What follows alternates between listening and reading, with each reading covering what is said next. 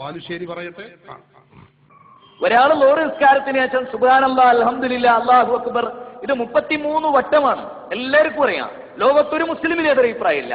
ഒരാള് നമ്മളോട് ചോദിക്കണേ, ഇക്കാക്ക സുബ്ഹാനല്ലാഹ് എന്നതിന്റെ അർത്ഥം എന്താ? ഓ, അള്ളാഹു എത്ര പരിശുദ്ധനാണ്. ആണോ? ആ, അതെ. സുബ്ഹാനല്ലാഹ് എന്ന് പറയുന്നത് നല്ലതാണോ? ആ, നല്ലതാണ്. എന്നാലേ ഞാൻ എല്ലാ ഫർദ് നിസ്കാരത്തിനും 99 വട്ടം ചൊല്ലൂ ഓരോ ദിക്റും എന്ന് അയാൾ തീരുമാനിച്ചാലോ അവസ്ഥ കഥ കഴിഞ്ഞു. അയാളെ കഥ കഴിഞ്ഞു. ഞാൻ കഥ കഴിക്കുന്നല്ല, അയാളെ കഥ കഴിഞ്ഞു.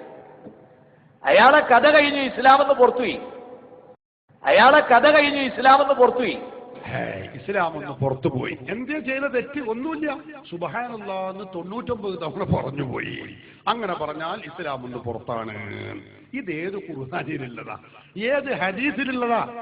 ഇവിടെ ചിന്തിക്കുന്ന, ഭക്ഷണം കഴിക്കുന്ന ആളുകളല്ലേ എന്റെ ഈ സംസാരം കേൾക്കുന്നത്. നിങ്ങൾ ചിന്തിക്കണം സഹോദരൻ.